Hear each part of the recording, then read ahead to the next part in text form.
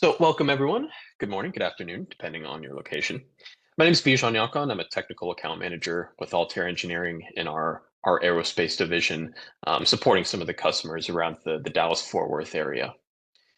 Okay, and so today I'm going to be talking about mesh representations, but probably a more accurate way to describe it would be part representations within HyperMesh. And there's really there were no better way to put it than representations of some part, right? So uh, I really should have called it part representations because these representations don't necessarily have to be mesh based or element based. This gives you a lot of benefits for, part management and traceability and automation that we'll discuss that I think will be interesting for you guys. Okay. So first off, what are representations? How do they work within HyperMesh? So just real quick, we have a few different types of representations out of the box, right? So ideally, you would bring in your CAD, right, your geometry into HyperMesh. And then from there, you can have multiple representations. So typically, if you bring in some CAD, it would automatically get a CAD representation. Okay, and so that would be like a solid or surface-based CAD representation of your part. Typically, sometimes of course you could be bringing in a mesh, where of course that would might be a shell or a TET representation of that part as you bring it in. But what this representation workflow allows you to do is basically create multiple, or really just one or multiple types of representations for a single part that you can load in and out of your HyperMesh session for, like I said, for traceability. Makes it easy to manage all of your representations of your parts or your system of parts within one HyperMesh model, and just makes it easy to sort of change out these different either CAD or mesh-based representations of your part. So let's take a look at how this looks in HyperMesh, how you might create a representation or use one of our out-of-the-box representations, how you can automate this application of the representations to your parts and things like that. Let's go ahead. Let me open up HyperMesh. So I'm going to be showing this in HyperMesh version 25 here. And let's see where to start.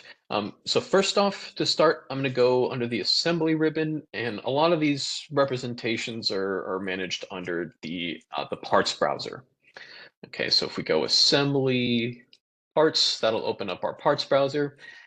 There's tons of benefits and cool stuff you can do with the parts browser that I'd like to touch on in a future demo with you guys. But just for today, we'll just look at how the representations and those controls work in the parts workflow.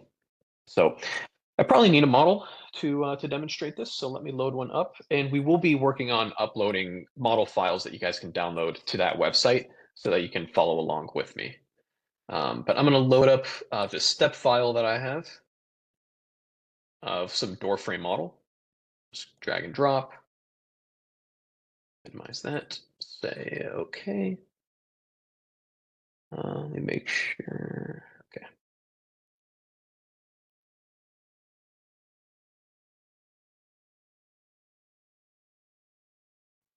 Okay.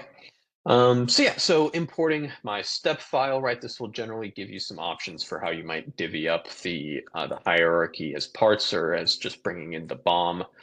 So this can be useful if like you're bringing in a large assembly, maybe you can just load in the BOM and then create your representations on a part by part basis, maybe just for like the certain sub-assembly that you need to analyze. Okay, so that would be the benefit of that. But in this case, I'm not bringing in a massive assembly model, so I'm just going to bring in all of my parts together. Okay, and then, there's some other options. You can change your CAD units. Let me see. You can control what metadata you bring in. And this will become relevant in a little bit when I talk about how you can sort of automate the application of these mesh representations to your parts. So you can sort of designate how your metadata is read in from your CAD. All right. Let me see if I can maybe just close out my email. Maybe I won't get notifications, hopefully. Okay. And then, yeah, and here you can sort of like map the PDM attributes that HyperMesh reads in to whatever the like metadata attributes would be for bringing in CAD, right? So this mesh flag PDM, this will become relevant when we discuss the automated application of the mesh controls. So, not really messing with going too deep into any of those options. I'll just go ahead and load in my model. Okay. I guess we'll use this opportunity to show how you can create parts. So here I don't really have any. I guess I have these parts, which I'll remove to simplify this. Um, so like, let's say you have like some part like this, where you don't have any parts, right? You just bring it in as components. So what you can do in newer versions is right click on components and create parts. So this will create parts from all of your components. So you see, you might have to do this a few times. Let's see how it, okay. Yeah, looks like it was able to generate parts from all of those. So, okay, cool. Sorry for the delay. So yeah, let me export this as a CAD. Let me see if I can get this. Maybe instead of a step, I'll do a parasolid.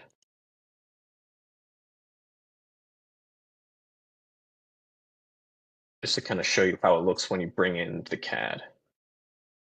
But yeah, so new version's pretty easy. You can just right click on the components folder and just create all of your parts here if you don't already have that part hierarchy for your model.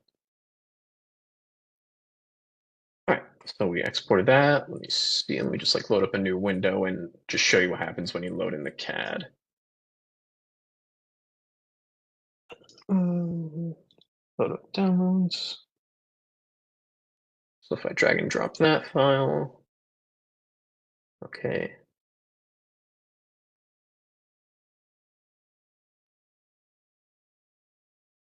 All right, wonderful. So now we've brought in our CAD. Let me minimize this window. Again, apologies for the delay there. But now we have here our CAD representations that we can see, right? So this is like what I mentioned, where your part has to have some representation, be it CAD, mid-surface, could be a representation, mid-mesh, shell mesh, things like that, right? So for one, we have some out-of-the-box mesh controls, or excuse me, representation controls. If you go reps up here, or excuse me, controls. And you can see our sort of preset. This is one I created earlier. Spoiler alert. Let me get that out of the way. So yeah, we have some presets. So common, this would be a preset for generating a mid-surface representation of some part, right? And then you have some other options, generally automotive based for just like general shell meshing. And so we are working on creating some defaults more relevant for aerospace users. So stay tuned for that. But generally, how these mesh-based representations work is they'll work on a parameter file and a criteria file. The parameter file defines out how HyperMesh meshes around all the features in your part, right? So, for example, like how many how many layers of washers around a hole, how many layers of elements around a filleted surface, um, things like that, right? How many elements around a hole, whether you should suppress a hole or not suppress a hole, or mesh around it or not. And so all these different aspects about how HyperMesh meshes your part can be defined in the parameter file that these representations call to. Okay. And so they also use a criteria file as well, generally defining your parameters for mesh quality, right? So min max sizes, Jacobian cutoffs, and things like that, right? So all of these you can customize for each representation control, where you might have, maybe one representation control for, say, ribs, maybe another one for spars, that you can, again, apply automatically, that I'll show in a bit. Okay, so you have some of these presets, but like I mentioned, you can create your own. So I'll show you guys that. If we go topology, these parameter criteria will give you the options to define those. So I'll just quickly show the criteria editor because I'm not going to spend too much time here. So this is where you can specify those element quality criteria, right? So like I mentioned, min-max size, aspect ratio, all these checks, you can enter in what the value for what would be considered a failed element for that check might be, okay? And then you can also like uncheck if you don't want to have a check for minimum size, for example, or maximum size. You can uncheck those. Okay? And then you have this like advanced option if you really want to go into the weeds of like applying weighting to certain checks. You know, maybe you're more concerned with Jacobian. You can apply a weight factor of like 2 or something like that. And you can really get into the weeds of what's good, bad, etc. For reporting element quality plots, which you can do with the report browser. Okay. So here, I'm just going to leave all these default actually. And actually what I'm going to do is save this as a new criteria. So I'm going to save as, and let me bring up my folder path that I'm using here for this role. And I'm going to just create a new folder to put these in, whoops, to say reps. And I'll call this maybe just, I don't know, maybe just defem shell. Okay. So we've saved that, wonderful. And now we can get into the juicy stuff with the parameter editor here. So this is like what I was mentioning, where you can adjust how HyperMesh meshes around all the different features in your model, right? So first off, it's probably a good idea to measure out my model, get an idea of how big it is for the element size. So like let's take a look at maybe this guy right here. Length of 0.25, 0.25, 0.03. Okay, so maybe if I want like 3 elements along here, I can use an element size of 0.01. So let's do that. And like let's say like for the fillet example, let me like just fillet this guy out real quick. Bloop. So maybe a fillet of like, I don't know, 0.5. Let me see if that's crazy or not. Oh, that's crazy. I think this is a small model that I brought in, so maybe, yeah, that's too crazy. 0.02?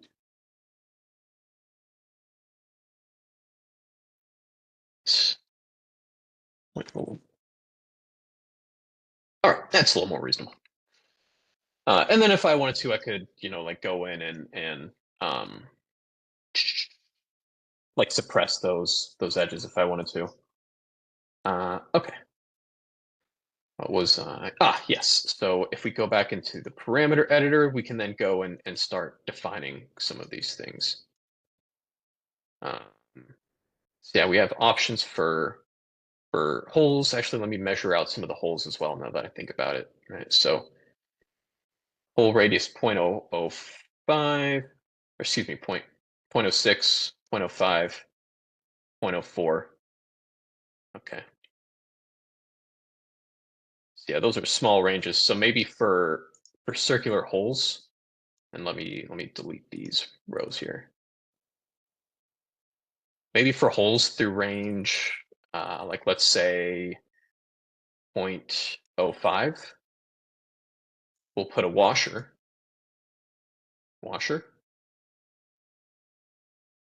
Target radius, maybe just some factor of the radius, some elements. We'll have it auto calculate, but I could also specify, like some greater than, and you can just double click and enter like so, at least put say 10 elements around holes within this radius range, right? So I could do that if I wanted, but to get the best mesh, I'm just going to leave that automatic. Okay. So yeah, we'll do a radial washer, and we'll have it auto calculate that first washer, right? If I wanted to, I could make a second washer. Maybe let me do that. So I'll add another row, 0.06, or maybe to 0.07, so that I make sure I get that that 0.06 radius hole. Put a washer here, radius, auto, auto, and then I can do auto for the second washer as well, right? I can then go to, let's see, where fillets here. Let me delete these previous ones. Radius. Let me do maybe radius equals, what was that fillet? 0.01, I believe. So maybe if we do like 0.02.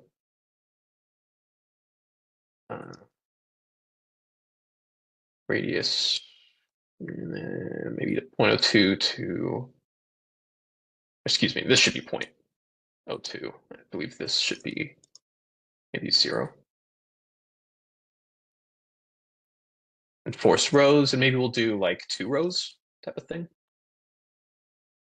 So I could also say, 3 rows if I wanted 3 rows of elements, right? So hopefully you guys are getting the picture here, right? It's just defining out how HyperMesh is meshing all of these different parameters in your part. So we're running out of time, so I'll try to, we'll say we're good with this. So I'll do the same thing I did with the criteria file, right? I'm going to save this.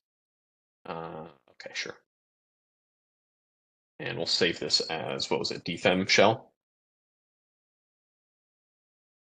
Oop, save. Okay. So that's how you define out how HyperMesh, or how your representation controls mesh around the features of your part. That will change in the coming versions. In the coming versions, it'll look something like, if I go to representations, controls, it'll look something like this going forward. Instead of going into the parameter and criteria files and saving them and then calling to them, you'll have this representation control manager, but it'll be split into 2 tabs. One will say representations, and it'll look like this, right? So you can define all of your representations. And then you'll have a second tab for features, where you can define out, like, and have a menu that looks like this, where each item is, like a radius range for a fillet. So you might have like radius range for fillet 1, or excuse me, radius range 1 for fillets, radius range 2 for fillets, and then maybe radius range 1 for holes, and et cetera, and et cetera. So it just makes it a lot easier to build out those feature-based meshing parameters without having to like save the file as and call it to a folder, things like that. So moral of the story is it'll become a lot easier, more streamlined to define these in the coming releases. But for now, I'm going to go back to assembly controls, and I'm going to add a new control. I don't know why this keeps popping back up. Add, and this one is going to be, yeah, shell. So right, you got these different options for different representations, right? So mid mesh, that can be nice. It'll just skip the mid surfacing portion and just generate a mid mesh right off the bat.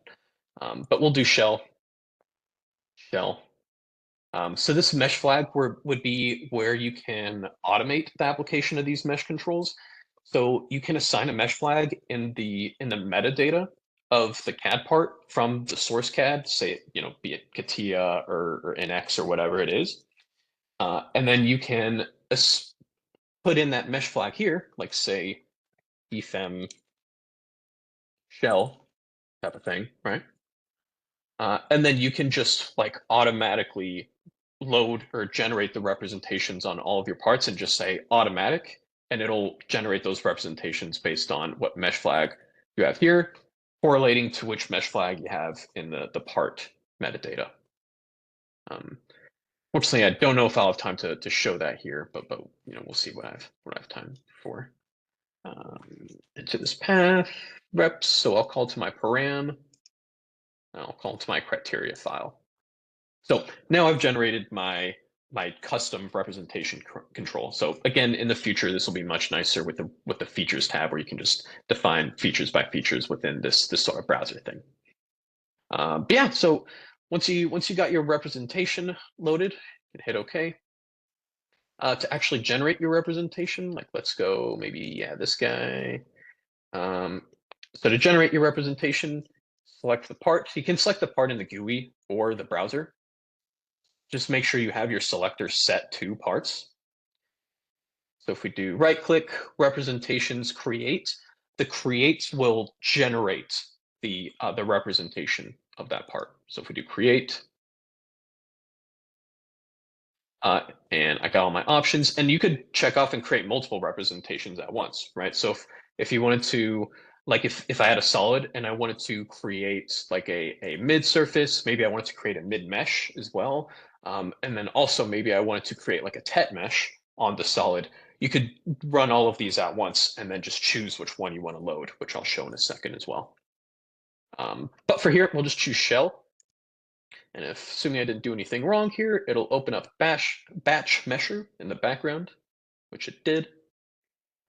And so the batch mesher, this is just in the back end, just running the mesh generation on these parts, and it's actually creating HyperMesh binary files in the background and creating a database that you can call to load those representations in and out of your HyperMesh session.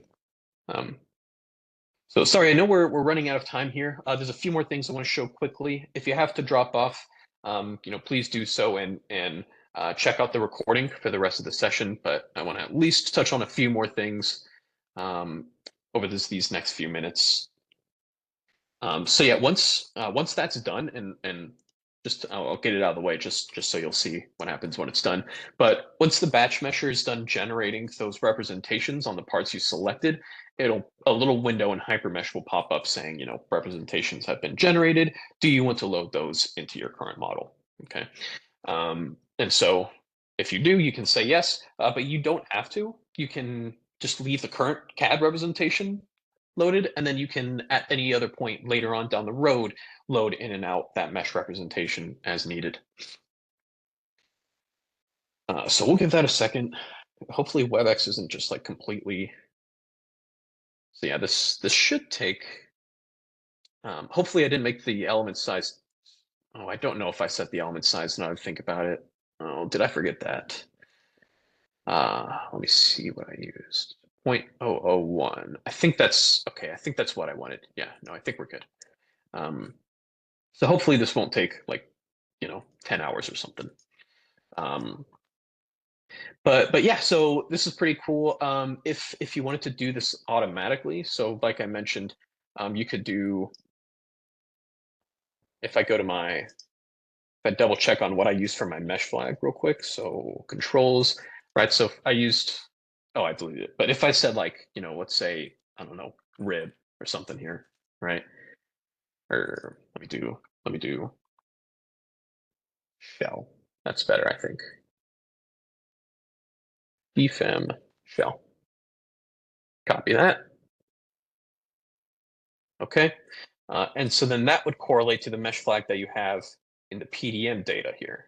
So mesh flag blammo. So again, you can add that metadata to the part from your source CAD, and then as long as you map from the import options that PDM metadata, right? Let's see, where's I don't know, I forget if I can see that from here.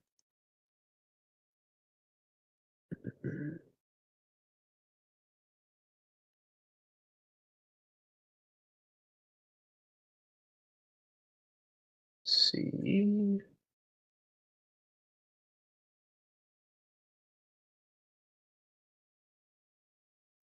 Maybe I'll try to show on re-import again. But that was if you remember the options for mapping the PDM metadata, that would be where you would assign like what the name of the metadata is from the CAD that you assigned the mesh flag to. And so we'll just wait for this to load. But yeah, I'll show in a second once that's done loading. So if you right click representations, what we just did again was create. If you do load, basically what the create does is, it creates that representation and saves it within the session of my HyperMesh model.